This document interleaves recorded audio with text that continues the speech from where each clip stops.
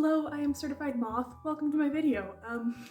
Today I'm just going to be doing a quick, simple little sketchbook vlog. Just something easy. I just moved back home from my first year of art school and I'm tired, I'm busy. I have so much stuff to unpack. Yeah. What I want to be focusing on with this sketchbook vlog is using headwear as a way to explore fashion more, because it's really an interesting way to tie a whole outfit and a vibe together, I think, and it's something I'd like to include more in my character designs in the future, hopefully. So yeah, let's get on with the video. So I had actually already played around a little bit with some silly hats, very fun, very cool, but I just want to expand on that, actually using references, because I don't know, heads are weird. How things sit on heads is weird. I also just quickly want to apologize. My filming setup is still bad. I really just need to actually look for a tripod that works well for filming art content. I've been meaning to do it for so long and I just haven't gotten around to it, so I'm sorry about that. So what I think I want to start off with is some quick little studies, just to get into the vibe of it and not having to draw stuff from my imagination right away before warming up, so yeah. Okay, so the first one I think I'm gonna go with is this interesting golden headpiece with like these sort of scales and hanging beaded bits. I'll put a picture up on the screen if I remember. I should remember. This is a really fun way that I like to do my studies, just very quick, very easy. This marker's drying out, I'm very sorry. But just getting that silhouette down of the head first, I find it to be a fun way to do it where I don't have to worry that much right away about how everything fits together. I can just look at the overall shape. Wow, this marker is very dried out. I'm very sorry. Is it just me, or do the Copic sketch markers just dry out so fast for no reason? I think it might be the cap shape, like maybe they don't fully click all the way sometimes. I don't know.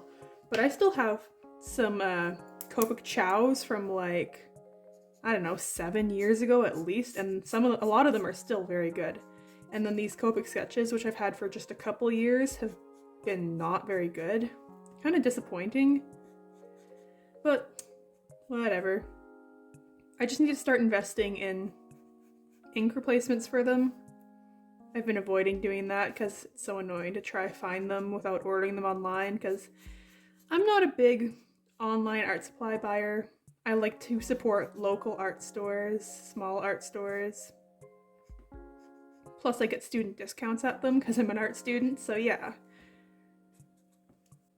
I can't tell if my pen is drying out or if I'm just using it wrong. I really like these zebra click arts, but I don't know, I have to see how long it's actually gonna last to see if it's worth it to pay as much as I did for it. Like, I don't think they're that expensive, but just this one has not lasted long. I think it might just be that I'm using it wrong or like drawing too fast with it, because I think it's more of a writing pen than it is a drawing pen. But you know, maybe not worth it to invest in it if it's only good for writing. I'm not going to draw on the eyes because they're mostly covered by the hat, so I'm just going to block in the shapes of this like thing at the back. There's some circles on it and then the scaly bit. Yeah, that works.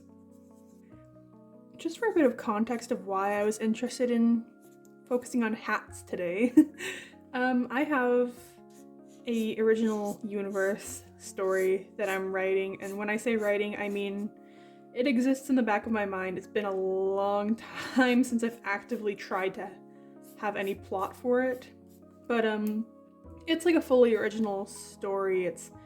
There's definitely, I think, some sort of classical kind of medieval fantasy sort of stuff in there, but I really want to try and make it have a very individual, clear culture, if that makes sense. Like that's something that I find really fun, is figuring out how a society works, how it's different from ours.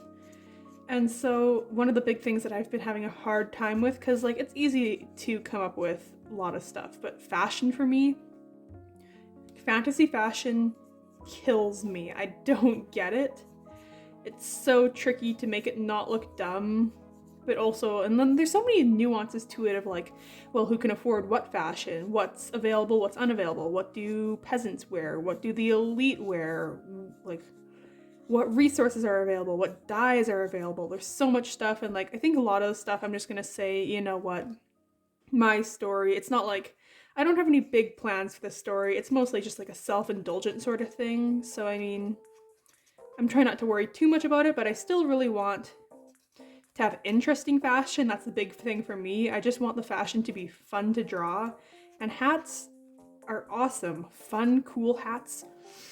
Ugh, I love it so much. It's definitely one of my favorite things to see in a piece of media, where they go really overboard with hats. And I think hats and headwear especially, they're interesting because they're either very, very practical, like thinking of ball caps, that sort of stuff, or they're like quite impractical, like crowns, like whatever headpiece I'm drawing right now. So it's interesting thinking about, like, I don't know, they can be very, very decorative or very, very useful. And I think both of those are fun to explore when you're coming up with a culture. These little scale bits, I gave up on trying to make them match. They look messed up.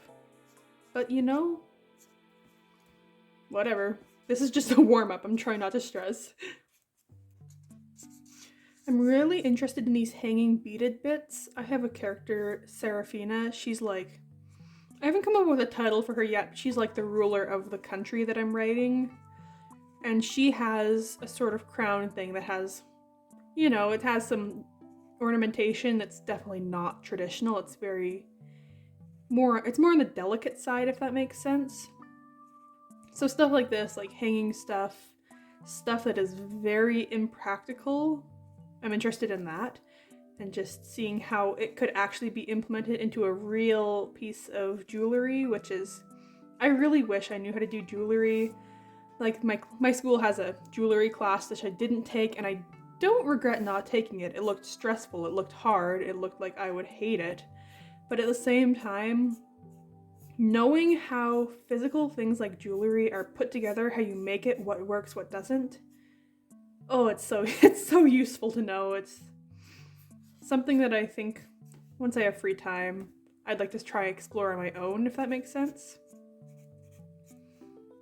I'm really interested in this sort of crisscross of these little gold beads and then chains. Very interesting. So impractical, and I love that, because I love the story behind an impractical piece of clothing. Like I love practical character design, like giving characters something that makes sense, but I'm always so interested in the story that impractical clothing tells. Like, because it's either a character who puts fashion above practicality, which is interesting, or it's a character who is above practicality for some other reason, which is also very interesting. I love there's this chain that goes underneath the nose. Oh, I love that. I feel like it would drive me mad though, having something banging, or not banging, but like bouncing against my lip every time I move or talk. Ugh.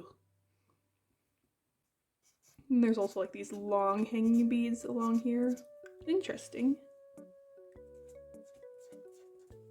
And then, I mean, you can't really see the eyes under here. I think I just did that one too low though. But there's like, yeah.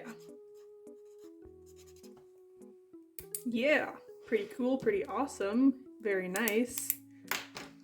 This marker is going in the dried up bin. Actually, now some of the ink is back.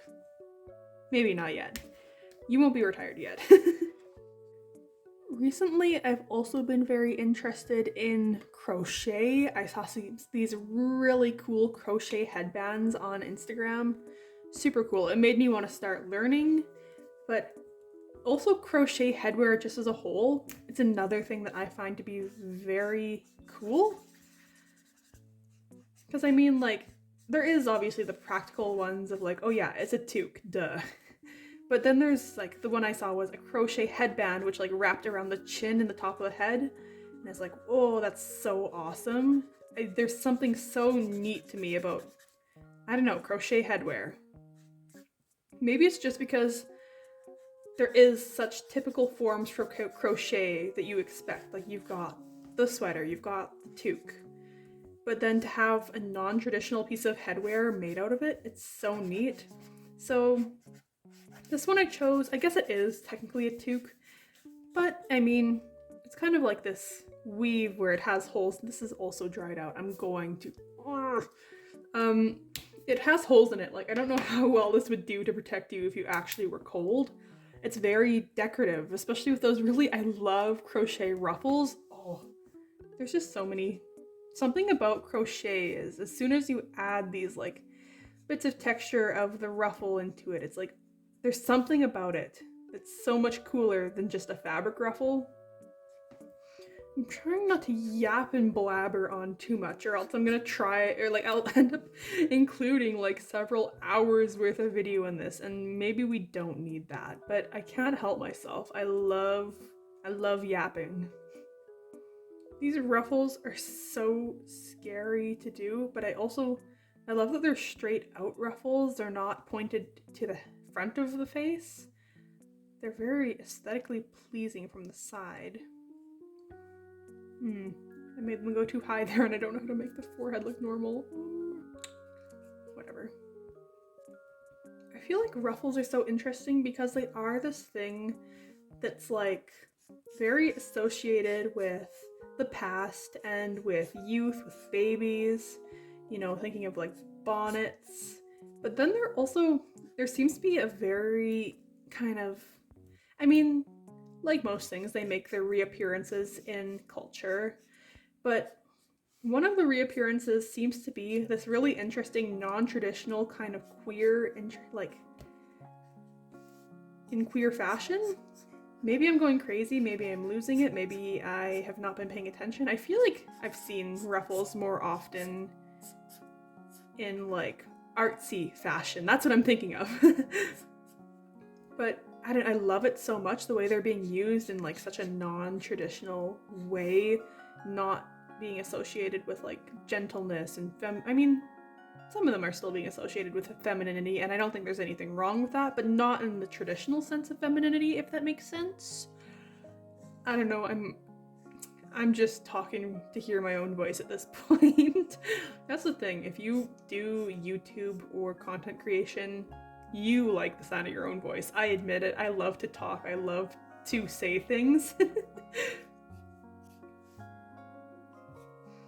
I don't know how to do this justice, so I'm just, good enough.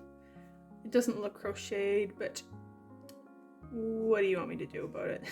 Besides, put more effort in, because I'm not doing that. I'm not.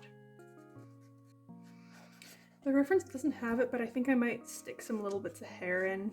I love hair coming out of the side of hats. Oh, yay.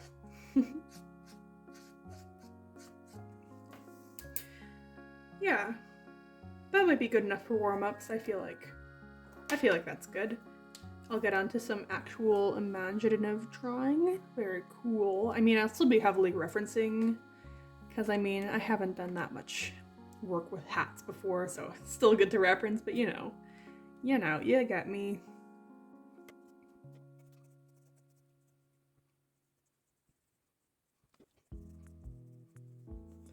I feel like I'm constantly at such a weird place with my style because I am going to be majoring in painting. And in painting, I really enjoy a very, like, from life, quite realistic style. But when I'm drawing, I really have a lot of fun stylizing, but I've never been able to stylize, I don't know. I feel like I'm never quite satisfied with my style. It always just looks odd to me. I don't know, maybe once I'm doing more painting classes and I'm doing more realism, this style that I draw in will start to change. Maybe, I think it'll still stay stylized. That's still what I have fun doing. But I think maybe just I'll become more familiar with realism. The hat I'm doing on this one, it's referenced again off of Pinterest. I'll put a picture up. But it's got these really interesting horns on it. They look like they're made of pearls. I'm not super into the pearl thing, but I'm interested into this. I like horns. I like things that come out of the sides of hats. So yeah, I'm gonna add some of those in. And I'm gonna add that same crisscross beading. Very cool. Like, maybe I'll even exaggerate those beads so that they come down over top of the eyes a little bit. Again, playing into that, or not playing into, what's the word? I don't know. Thinking about that sort of inconvenience in headwear. Yeah, I think I like that. I think that's pretty cool. Except I think this stuff should be a bit more deformed by the top of the head.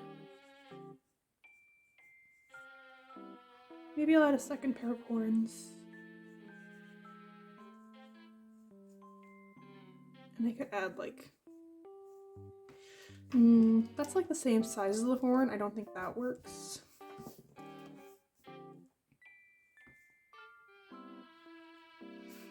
I just don't know if I'm loving a bead on the end of the horns.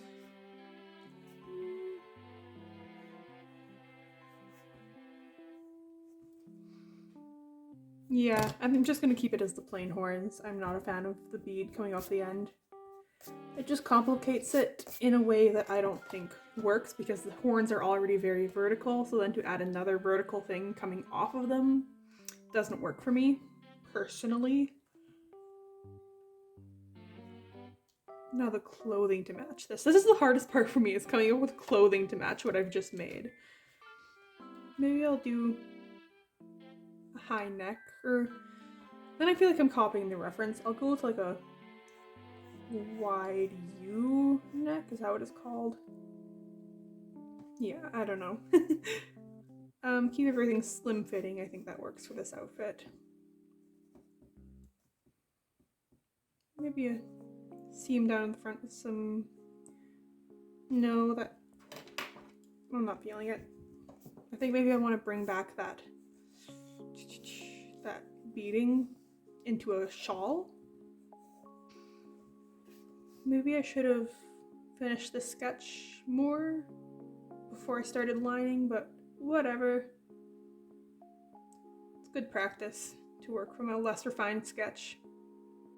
I want these really wide open eyes because I feel like everything in this outfit very slim. So like, I think that adds some interesting contrast. Yeah.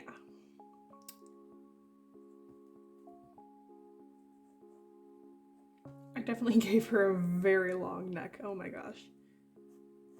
It's interesting the things you see once you start lining, where it's like you look at the sketch and you're like, maybe that's a bit off, but whatever. And then you start lining it and you're like, well, that's unbearable. Same thing with this chin.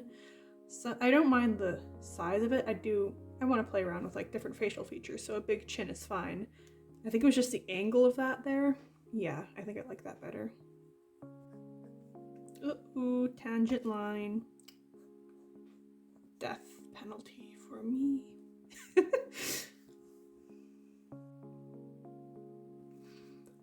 I keep really wanting to talk about art school, my experience in this video, but also I feel like I could make that its own dedicated video. And so I don't want to lose anything I might talk about in that then. Like, I don't know. I think it might be a higher effort video because there's a lot to script. I'll have to go through, remember things that I've done, take pictures of my old work, edit that in.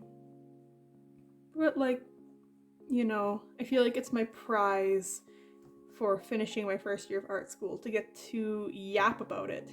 And I feel like that's something people are interested in, like people who are either going to art school, might be interested in it, who are thinking about going, people who live vicariously through others' experiences. That's me. I love watching just random videos that do not apply to me, but it's like, well, but somebody else is doing this cool thing. So instead of me doing more cool things, I'll just watch them. I'm sorry if the shadow of my hand is annoying. I could turn on the other overhead light and that might get rid of it, but it also might cast a shadow of my phone and tripod onto this, and I don't know which is worse. I'll try turn it on after this, just to see. Oh yeah, also fair warning, if any point of this video it goes to voiceover, it's because my dad and brother got home. I can't. No one, I don't think anyone in my family knows I do YouTube. It sounds so embarrassing to say that I do YouTube videos, especially when it's like, I mean, I'm so thankful to have 300 subscribers. That's crazy to me that 300 people were like, yeah, I'll watch this person's videos. Yeah, why not? But like, it still seems like a low enough number where if I tell anyone I do YouTube and they're like, oh, how much do you have? And I say 300, I feel like they'll be like, huh? Like, I'm proud. I don't know if other people would be proud of me. I mean, I'm sure my family would be, but like, scary. So scary. Oh, every time anyone tells me they know about my channel or watch my videos, I'm like, what do you mean? Even though I'm actively promoting it. Like, I promoted it on my school's first year Discord. And then somebody in my class was like, oh yeah, I watched your video, I liked it. And I was like, oh my god, I almost cried. Like, it was super awesome to know someone in real life watched my videos, but it's also like, why? I don't know, it's like so embarrassing to know people actually watch the things I make. I don't know. Oh, I really love this little crisscross beading thing. I really like this. And it's so, like, I'm just doing a sketch, really, but it would be so tedious to do a finalized version, but it would look so cool. Maybe I'd do one in painting where I just have to tap dots rather than draw each little bead hand by hand. I feel like I'd really be interested in doing live streaming of my art someday. It's really interesting. I mean, I don't really watch many art live streamers. Maybe I should if that's something I'm interested in. You know, support other people doing what I want to. But also, my Wi-Fi is so shit. Like, I live on a farm, so whenever I'm at home, it's shit, and also my family could come home at any time and interrupt or see me or hear me. And whenever I'm at school, the school Wi-Fi also sucks, because it's like shitty dorm Wi-Fi. Of course they don't have good stuff. So, you know, that might be a while in my future, unless... I don't even know how Wi-Fi works. Like, could I invest in my own router at the school to have better Wi-Fi? And I also don't know how much anything costs, ever. I'm not meant for being an adult. I wasn't built for this. But, yeah, I mean, maybe someday if it becomes, like, financially viable, I will buy the stuff I would need to be able to do live streams. Though I'm still at the point where I'm trying to get to a point where it's financially viable for me to put more money and effort into my videos. Like, it's hard to find the time and money to make videos when you're broke as shit and not making any money doing it. I'm not complaining though. I love making videos. It's so fun. Except for editing. Editing is painful. And so is writing descriptions and making thumbnails. Yeah, I think the overhead light is better. Ooh, did that just smudge? That did! That's so awesome! Fuck. Gotta love it. I forgot this pen smudges really easily. Yeah, the overhead light's a bit better. It's still not perfect. I want her to be very pale. very light hair. But then I think maybe I'll make the beads very dark or like very vibrant. I don't know. I feel like I'm still being influenced by the fact the original is very pearl based, but I want to change the color from coming from the pearls to coming... No, I want to change the paleness from coming from the pearls to coming from the beads. Was that a comprehensible sentence? I don't think it was. You know what I mean. I feel like even though I've been doing alcohol, this is fully dried out. I'm going to scream. I think one thing that still really gets me about marker art, alcohol markers, is the shading. I've always done painting, but I managed to pick up these more unique ways of shading within really just a couple of paintings of trying it that way. But I feel like no matter how many times I do marker drawings, I just can't quite get the layering right. There's something about markers. They're really fun to do base colors with, but as soon as it comes to complex shading, it's just like, I don't know how to do this. I think I've gotten better at not being afraid to, for example, use blue on my skin and hair. Because I mean,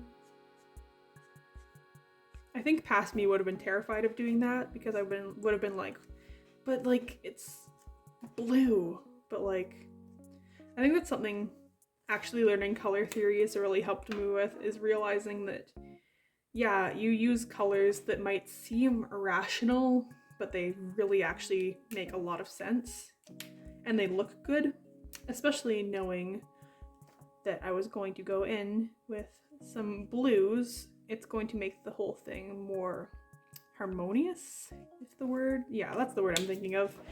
Yeah, that's gonna help the face and the hair tie into the rest of it if I choose to use blue. Took me a while to remember the word there. Oh, wow. That bled quite a lot. I wish I had a very desaturated blue, dark blue, but it wasn't quite as dark as this. I feel like this isn't matching the vibe. But what can you do? That's another thing I'm not the biggest fan of with markers, is that, I mean, you can mix markers to get the right color you want, but like, only to some extent. It's not like paints where like you get a couple of shades and you can make basically any color you want. In hindsight, I wish I'd made this shirt like whitish blue, and I wish I'd made the beads and the horns like still blue, but instead of a teal, more of like a paler, not baby blue, is it periwinkle? I don't know, like kind of purplish blue maybe? That would have been nice. But whatever. I've done what I've done. So, might as well be happy with it.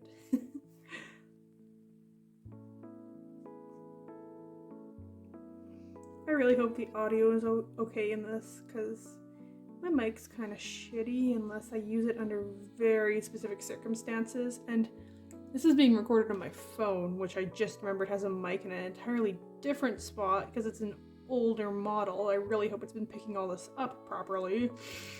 Whoops. If I have to scrap this, I'm gonna be so upset. I won't scrap it. I would just use the shitty video or audio. You know, it is what it is. You'll work around stuff, and by work around, I mean just literally use it anyways. I'm bad. Too many times I've made a video where something's just been very wrong with it, and I've been like, well, you know, it is what it is. I'll upload this. You know, once I actually start making video or money off these videos, I'll be able to justify like fixing a problem. Like, you know what, I might have to put in an extra hour of work, but you know, it'll be better and it will be more watchable. But like when I'm at the point where I'm just making these for the sake of making them, the idea of having to put in extra hours of work for not really any outcome of my, or like, outcome's not the word, not like any compensation. It's just kind of harder to justify, especially when there's so many more things I could be doing. Like I could be working on another video rather than trying to fix the same old broken one. I feel like once I get good enough at making videos, I'm gonna go back and remake some of my older ones. Specifically, I'm just thinking of like those sketchbook tours, those early sketchbook tours, and even some of the ones I've been making more recently. I would just like to refilm them when I'm better at talking in front of a camera. I've gotten better, so much better than I was at first, but like, there's definitely some of those where they've already gotten to the point where I don't want to watch them back because they're just bad. So yeah, some days those will probably be taken down and I'll remake them. You know, maybe I won't even take them down, you know. Leave my legacy up on my channel so everyone can see me fumbling. I don't know how so many people start YouTube and they make such good videos right from the get-go. I'm like, it's taken me so long of just making bad videos to actually make one that was even slightly good. Like, I don't know, are these people planning in secret? Because like, it's not like I was not prepared to make videos. Like I always used to go through all my old sketchbooks and do voiceovers of them in my head of what I would say if it was a sketchbook tour. But it's still just like, once you get in front of an actual camera, it's hard to talk. And especially the thing that's been hard for me is thumbnails and video editing. Ugh. Fuck. That makes me mad. Thanks a lot, Copic. This is...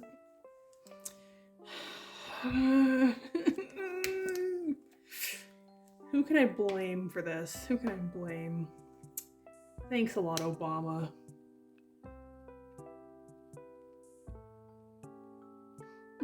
I'm so mad. I'm so mad. I'm so...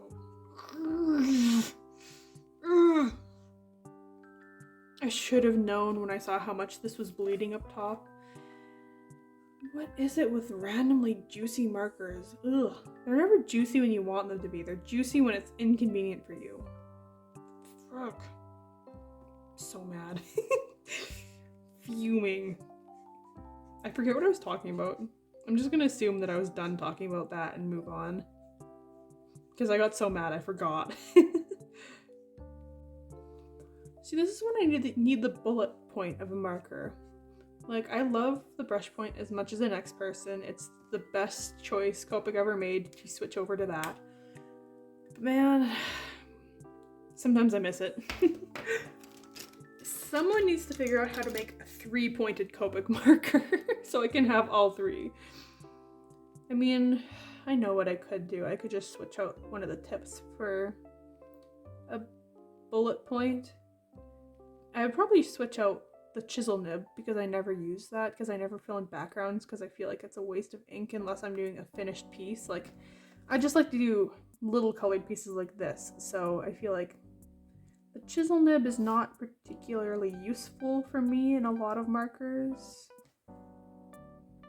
Yeah, that almost fixed it. I'm happy with that. Yeah, I feel like that's cute. Still not a fan of the horns. I'd like them to be a bit lighter. What can you do? I'm gonna take a break, see how much I've filmed so far, see how much more I need to film. Yeah, yippee, hooray. Well, I'm back. It's a new day. I procrastinated last night and didn't film anything else, but now I'm back and I have a chai latte. Awesome sauce. So I think the plans for the rest of my spread is I'm going to do just another quick drawing here and then maybe a full piece here. Maybe I'll do some painting. That'd be fun. That'd be fun. Awesome. Silly. Cool.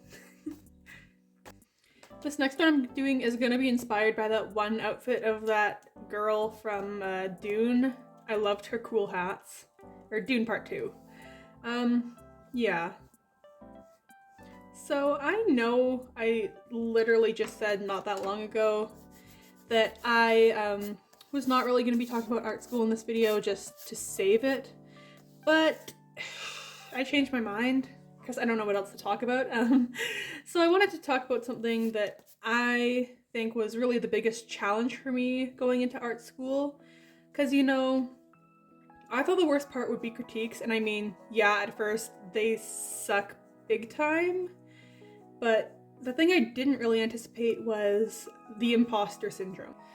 Yeah, I've never really experienced imposter syndrome before, even though I've been drawing for most of my life, and I think part of that just comes from not being super recognized for my work. Like, I grew up in a small town where, I was one of the better artists there, and I did get praise for that, but like, it was the kind of thing where, I didn't feel like I was wrong for getting the praise because, yeah, I have worked a lot harder at my art than a lot of the people I grew up with, so of course it was better than some of the people who had never drawn before in their life, really.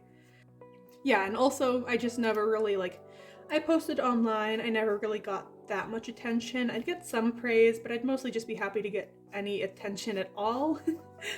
But the thing about art school that I think made the imposter syndrome really poke its head is just like the environment. You are surrounded by so many people.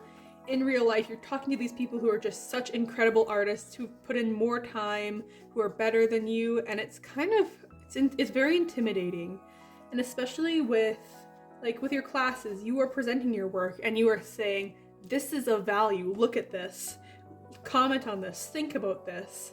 Whereas when you post something online, it's like, yeah, you can look at it if you want to, but I'm not asking anyone to look deeply at it. I'm not putting it in front of them and saying, hey, I made this and I want you to look at it. I'm just putting it out there in case someone happens to see it. So yeah, there's definitely that aspect of just actually really putting your art out for other people to look at. Very kind of scary.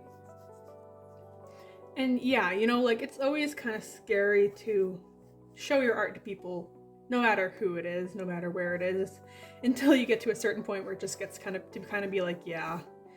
But especially critiques, every single time I had a critique, it would be a piece of art where I'd be working on it and I'd say, you know what, I think this is really good. I'm very proud of this. I'm proud of my progress. I'm proud of what I'm doing.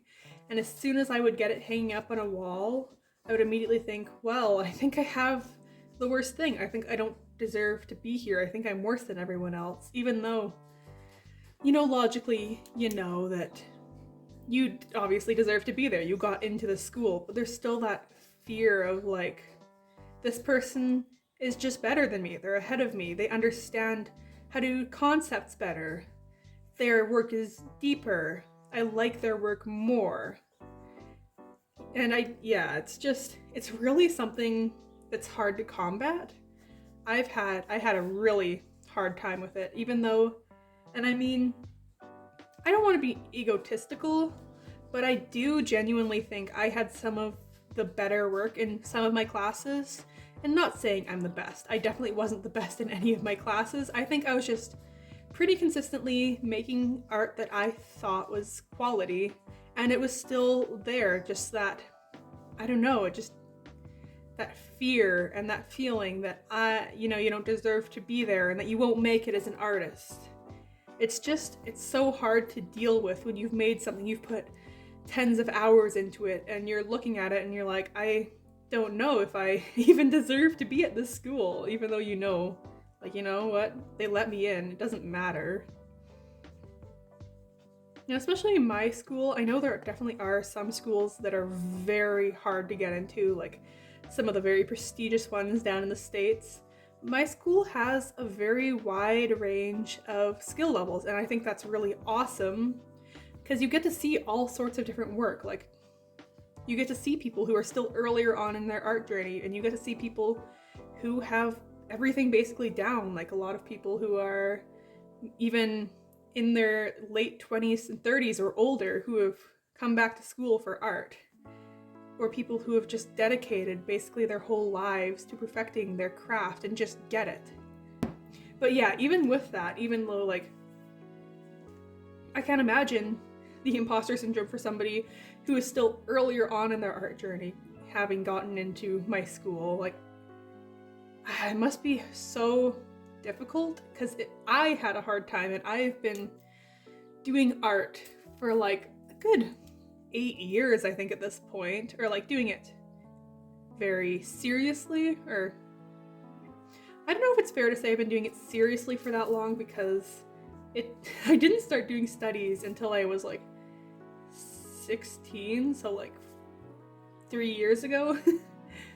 But like I decided I wanted to be an artist when I was 11, so I've been seriously planning on doing that since then. So yeah, it's just like it seems like no matter what your skill level is, it's just something you have to get over, that fear, and it sucks. It really sucks. But at the same time, there is such a supportive environment. Like, even in the classes where you would see people getting more negative critiques, it was always, I mean, yeah, it was just always from a place where, you know, people, we just want to help each other, and it's not like, you're not really being judged for your skill, and you're not being that badly judged if you have a dumb concept or like your piece doesn't hit home. You know, people are gonna say if they don't think it did, but like, it's just not that serious. And you know, it's really easy to catastrophize. I mean, I love to catastrophize everything. Is that the word? Catastrophize? You know what I'm saying. But like, it's so easy to do. And sometimes you just have to stop and be like, you know what? It's not that serious. This is literally a school assignment. It's not the end of the world. And it doesn't matter if it's not the best thing I've made. Because, like, not everything is going to be the best thing I made. I can't constantly have each piece be better than the last. It would, like, it's just not viable. And it's just kind of something you have to come to terms with.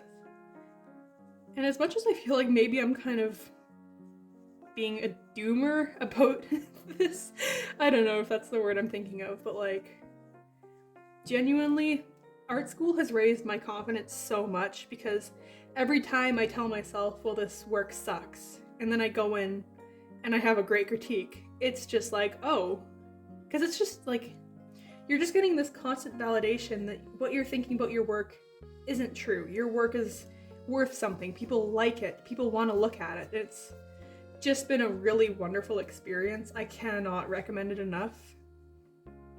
Sorry if that last segment was very rambly. I wasn't quite sure where I was going with that.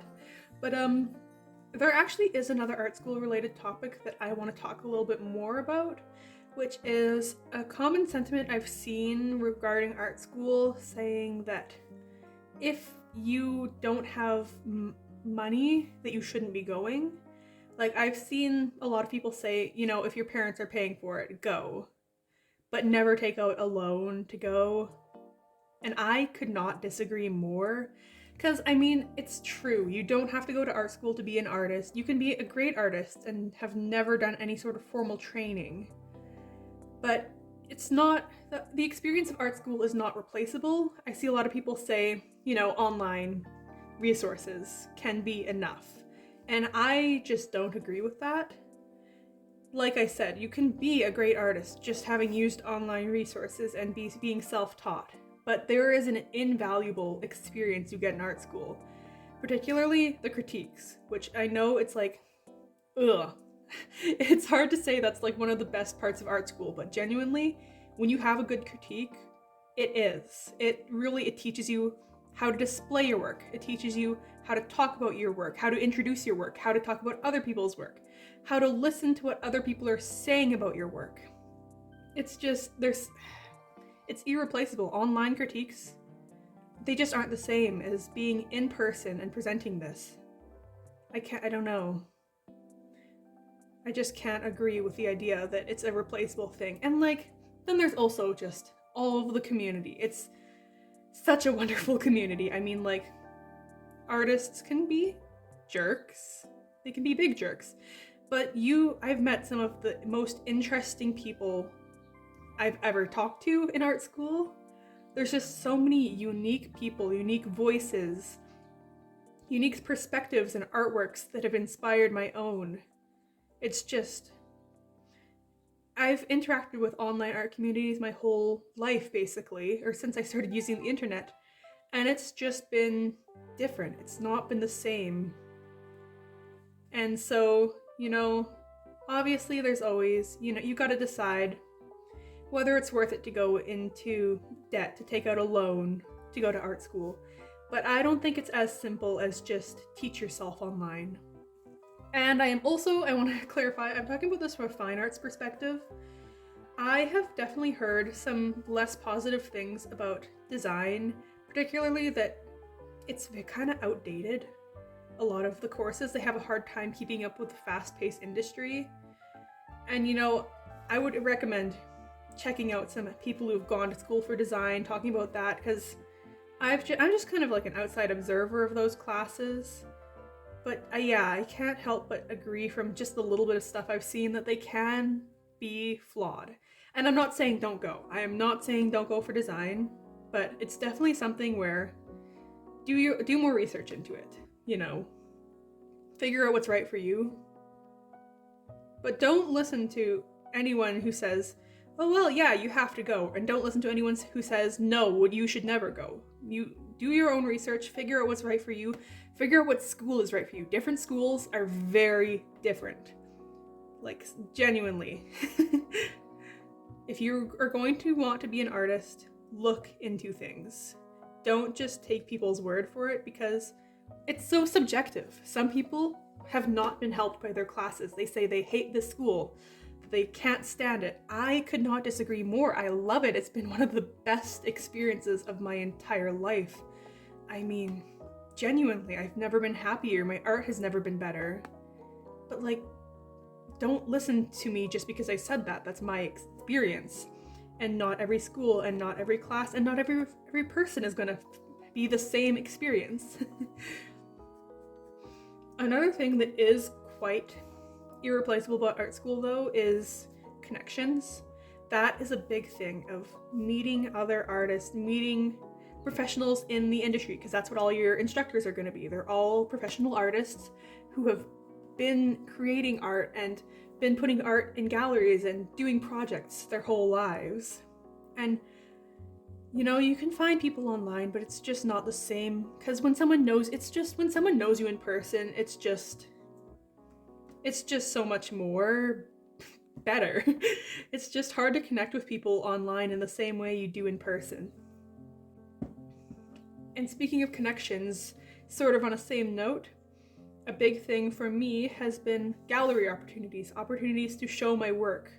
It's just, my school has its own galleries, but there's so many opportunities to put your work in a gallery. Some classes will put in a gallery showing. I think some clubs have well, it's hard to say, because my school does a gallery crawl where all the floors are opened up to the public. We put art on every floor in most of the rooms. And so different clubs book spaces, different artists book spaces, different groups book spaces. It's a really cool thing. But there's also a lot of opportunities for showing stuff outside of that. I had my work put in a first-year gallery, and just that experience of showing up, meeting a bunch of these other first years who I'd never talked to, and we worked together and we hung up a bunch of work, and my work was up in the main hallway of my school. Hundreds of people walking by it, looking at it.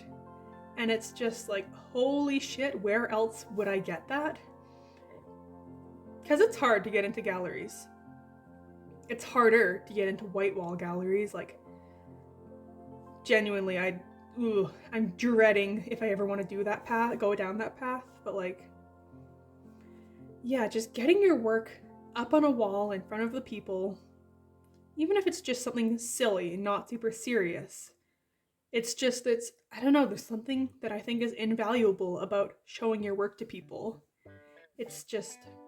And showing your work to people online is just different, because you leave it there, and there's just this separation between you as the artist and them as the viewer. You will never really meet these people in real life. They're going to be looking at it for I don't know, 10, 15 seconds at most. So it's they're not stopping to look at it for this. They're not stopping as they're walking to look at your art. They're not seeing it up close in person. It's just not the same. I'm rambling. but genuinely, art school has been really cool. It's been really awesome. I'm really excited to make a video on it. I don't know what's happening with all this beading on here. It looks more like embroidery now, but I kind of like that. But yeah, if there's anything that you're curious about relating to art school, please leave a comment down below. I would be so happy to answer them, either just in a comment format or even making a whole video if it's relevant. I mean, I'm just so excited to share the experience of art school with as many people as I can because it's just so neat. So yeah, please don't be afraid to ask if you have questions.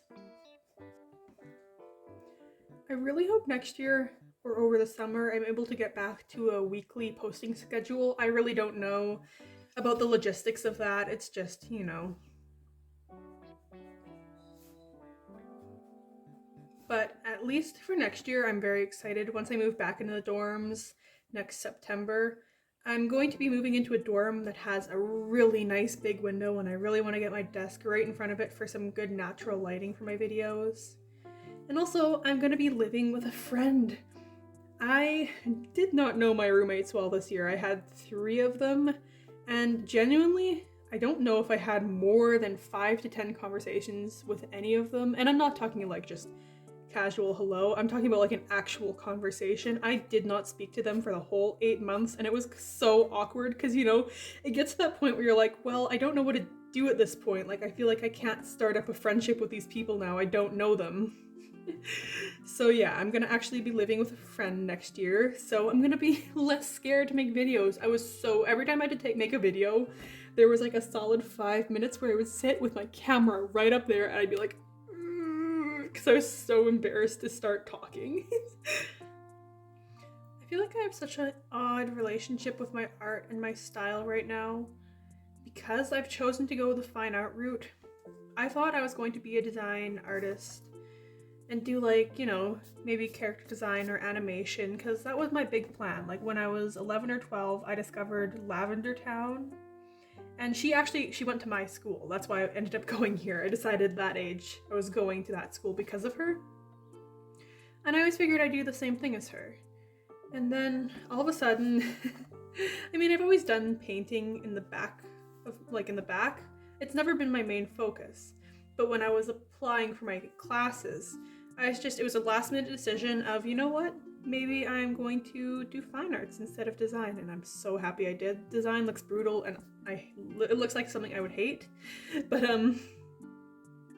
yeah, so like I feel like my art is so tailored towards a design. Like I've had people ask me, "Oh, are you a design student?" just by looking at my art, because I feel like it definitely has that look to it. Especially, I mean, some of my art from even just a couple months ago was even more so.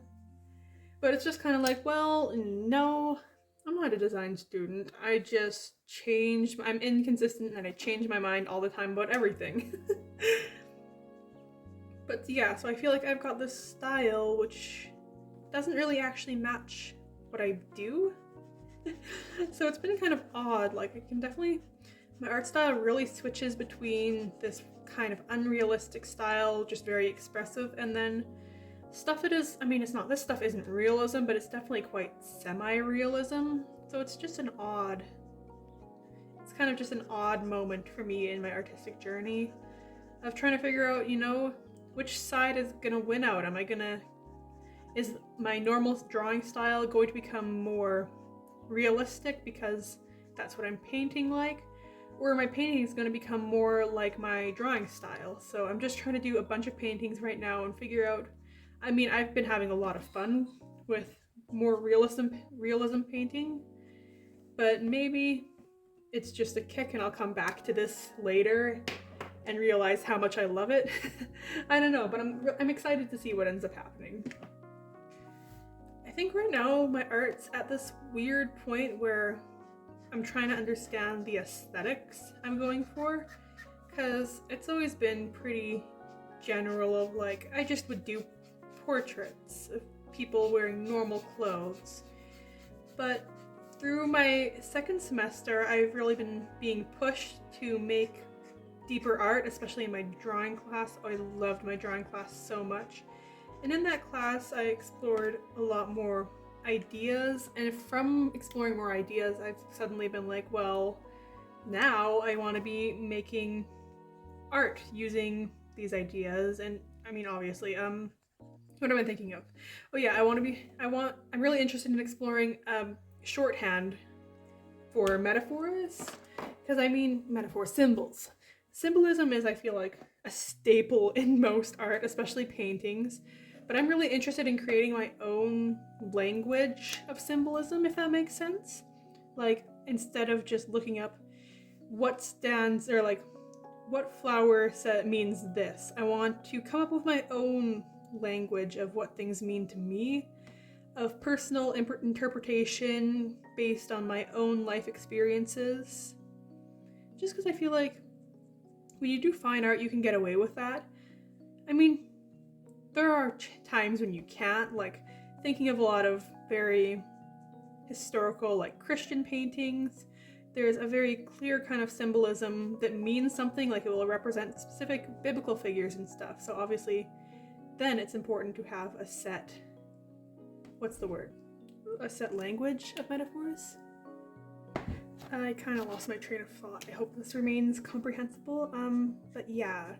So yeah, I feel like I'm definitely in a position with my art where I can get away with having these very personal languages of symbolism, where I can say, okay, well, I want to include blank in my art.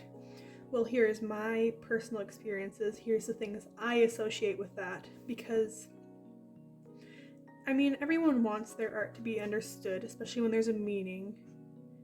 But also, you know, art is meant to be perceived, and to be perceived is to be misperceived. And I think I just need to accept that not everyone is going to get what I'm saying if I use a personal symbolism language, but it will be more personal to me overall. And like, I think I just have to learn to be okay with people not getting the point. So yeah, that's something I'm interested in exploring. I've actually been thinking of making a video about it, about talking about just like the process I would go through of associating things with an item. So yeah, I mean, that's a possibility. I don't know, it's so fun to research and use traditional symbolism, but at the same time, it's also so fun to figure out what things mean to you as an individual. So yeah, I feel like I could go either direction and I'd be happy, but I don't know, maybe doing a personal symbolic language sounds a bit more fun, just because I like to think and make connections. My brain loves making connections. Especially when things become a repeating theme in your art, it almost gets to a point where people don't need to understand fully what it means. They'll still understand in general when you use it in your art and what it means when you use it, if that makes sense.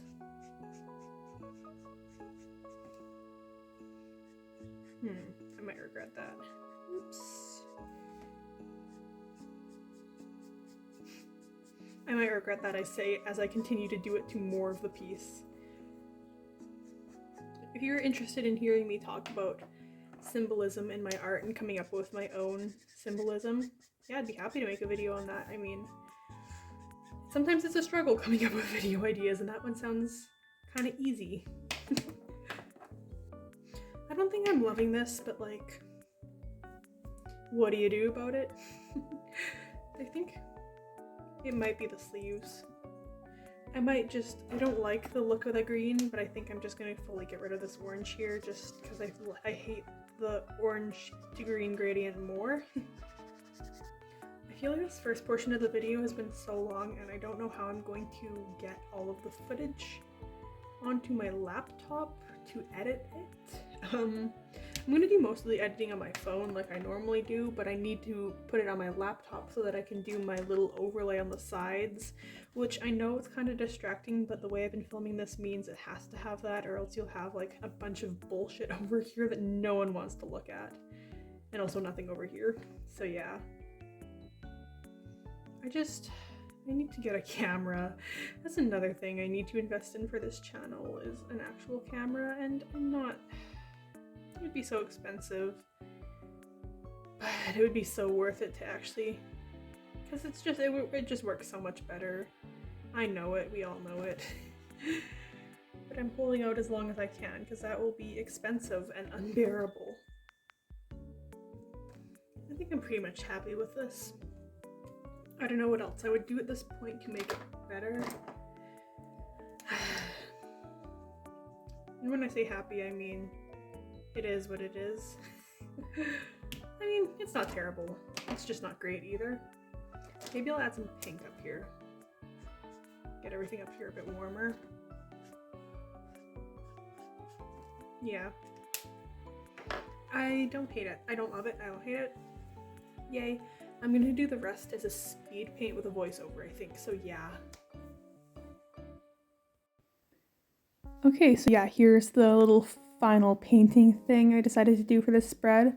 I ran out of stuff to talk about, so I'm just going to talk about the painting. Very fun. So I started with doing a phthalo green underpainting, and I did it by, like, the dark parts I did just the pure phthalo green, and then the lighter parts I added a bit of matte medium to dilute it down a little bit while still keeping it the correct acrylic paint texture. I wanted to do a bit more of an interesting lighting source with the candle. So I wanted a lot of the light to be focused around the face and shoulder area, and then I wanted the background and like the foreground to be very dark. So here you can see me blocking in some of the dark backgrounds, adding some sort of leaf-shaped things. I didn't really want to look up a reference for any plants, so I made them very vague. I didn't want them to draw a lot of attention to themselves. Then I started with the skin. I blocked in some of the lightest shades where I thought the light was going to be the strongest. I ended up covering up some of these later. I didn't have a reference for my lighting, so I was really guessing. A lot of the brown I used was very close to being straight from the tube with just a little bit of yellow added, because I thought in combination with all the blues and greens of this piece, since they're quite opposite to the orange that's the undertone of the skin, that they would make the brown be very rich and vibrant, and I do think that definitely worked. And then for the shadows of the skin, I added a bit more blue to it just to tie the whole thing together, but also just like to even make those highlights in the skin pop even more. You'll actually even see me go in a bit later with just a straight blue wash over some of the shadows to really push them back. And I just want to say I'm a huge fan of the nose in this piece. Sometimes I really have a hard time painting noses, especially just from imagination, but I think this one turned out super well. I'm very happy. I definitely think the whites of the eyes were much too light for the rest of this piece. Like, I think they should have been much more neutral, a bit more brown, and I think the only reason they work at all is because I ended up adding in the white of the candle, which means they weren't just like the sole focal point of white. I mean, even the white I chose wasn't that white, it just really looks like it in comparison to all these really dark, deep colors. So I should have been considering that more when I was making the eyes. I also just want to say, if you look at that candle and the candle holder and you're like, that's not right, I refused to look up a reference for that. Like, I don't know, I convinced myself that I know what those look like and I know how people hold them and I know what size they are. I don't know any of that. I was just guessing. It's a terrible habit of mine. Then here I'm adding in some very lovely blues for the clothing. I love painting with blues. They're so beautiful. I don't know, there's something about them that are just, I just realized I forgot to mention the reference for this piece. It's kind of similar, it's very similar to the reference, so I'll put a picture up on the screen. I changed some of the stars and stuff, and just, like, I wasn't looking that closely at it, and I didn't make it quite so meshy at the back, if that makes sense. But it's still, like, very obviously heavily referenced. And I think this one's actually an Etsy product, so I'll see if I can find the link and put that in the description. I wish I'd made the blue of the hair a bit more neutral. I really enjoy that color, but I think it stands out too much from the skin. It stands out from the skin in the same way the clothing does, when I think it should still stand out, but I think it should still feel natural in comparison to the skin. I mean, it doesn't have to. I just think for this piece, it would have benefited from it because the clothes are so different from the skin that I think the hair should have been a bit more similar. I don't know. Yeah, and here's me adding some of those blue washes I was talking about. I just realized I forgot a kind of important part of this, being these star bits. And I don't want to get my filming setup back up and running, so I'm just gonna do them all by hand right now. I'm really sorry that the lighting was so bad in the speed paint.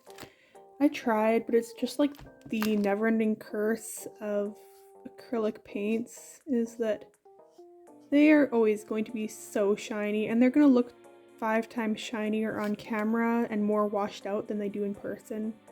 And it's just like, what do you do about it besides just deal? I mean, yeah, I should invest in better lighting, figure out how to set up in a way that doesn't cause that, but you know, shit's tricky, man. I don't know what I'm doing here, I forget my sketch. But let's pretend this is what I want to do all along. This paint marker isn't quite as opaque as I was hoping. It's a bit streaky. Which, you know, for acrylic markers going over acrylic paint, it's not the best. Or is this acrylic? I don't even know. It's water-based, so no. I don't know what this is. I didn't buy this. I think it came in an art subscription pack. More shines in the eyes. I was thinking about doing some like star freckles, but now I'm not sure. Maybe I just want to add some like little stars in this fabric bit. That might be cute. Because I feel like her skin ended up really lovely, and I feel like star freckles might just take away from that a little bit. Because I'm a big fan of star freckles on dark skin, or like light colored freckles on dark skin. But also I'm a big fan of just plain dark skin, letting it shine, because there's such beautiful range and depth in it. I don't know. I feel like I did a pretty good job even though I used pretty limited colors in this. Especially, also I did this all without a reference, so go me. Oh yeah, I love these little elements. Very nice. So yeah, that is the end of the video. I hope you enjoyed it. I had a lot of fun filming this and drawing these. If you'd like to see more content from me in the future, feel free to like and subscribe, comment, all those things. I really appreciate it, and they really encourage me to just keep doing what I do. If you made it to the end, I am very thankful. I hope to see you again. Goodbye!